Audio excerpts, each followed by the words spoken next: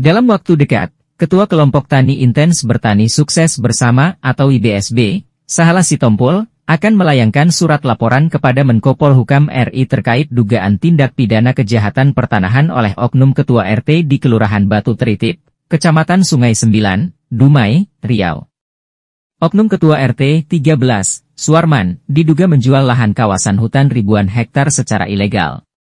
Kami akan melayangkan laporan kepada Kemenko Polhukam terkait dugaan kejahatan pertanahan oleh oknum Ketua RT dan kawan-kawannya. Oknum ini diduga juga terlibat dalam pengerusakan dan pembakaran alat berat serta rumah milik kelompok tani IBSB, ungkap Ketua Perencanaan IBSB, Januar Sinurat, dalam konferensi pers di Dumai, Jumat 17 Juli 2024. Itu tanggal 22 dan sampai tanggal 23 April.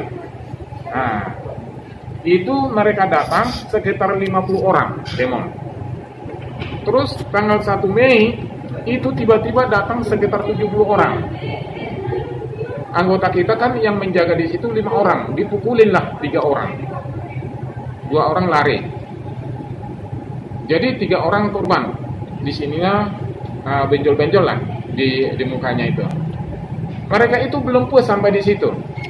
Kita dapat informasi tanggal 18 itu Juni akan mereka melakukan sweeping malam-malam. Jadi kita waktu itu masyarakat kita, pekerja kita di sana juga ketakutan. Kita bilang menyingkir dulu dari pondok kita ke arah hutan supaya mereka itu aman.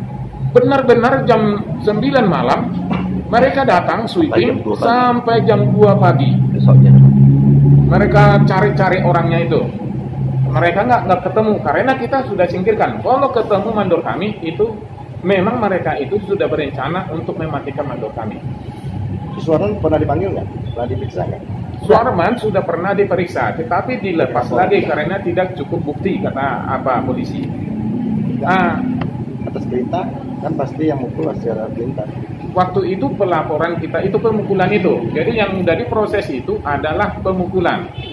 Jadi setelah itu siang sekitar jam 10 pagi dibakarlah salah satu alat berat kita. Dibakarlah alat berat itu. Terus tidak sampai di situ juga. Tanggal 19 juga pondok operator dibakar. Mereka bakar habis. Tanggal 20 tanggal 19 itu sudah anggota kita sudah ketakutan. Jadi mereka keluar dari lokasi. Tanggal 20 anggota kita mau masuk sore hari malam hari karena waktu itu sudah kita minta bantuan. Tanggal 20 itu sekitar setengah 8 sore malam.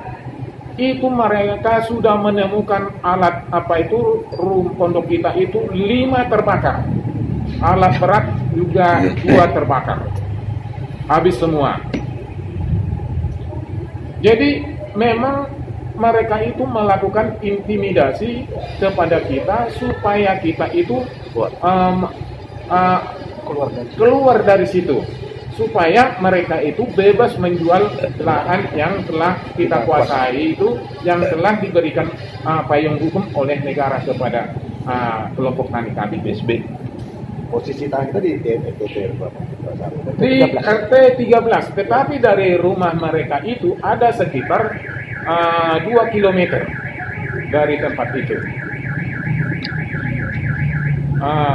Jadi kami di sini melakukan beberapa langkah-langkah hukum, upaya hukum, karena kami tidak mau artinya itu antara masyarakat dengan masyarakat itu berbenturan. Kalau terjadi berbenturan, itu nanti akan terjadi pertumpahan darah. Jadi kami waktu itu melakukan pertama itu Dumas, itu yang tadi Bapak lihat itu saya sendiri yang waktu itu melaporkan. Ini Dumas, ya. Setelah itu kita ada LP itu penganiayaan. Ya. Jadi LP penganiayaan ini Ini yang sekarang yang sedang diproses. 2 orang telah ditangkap. Ya, itu namanya Pak Suwardi dengan Pak Antoni. Itu yang sudah ditahan. Ada 3 orang itu katanya.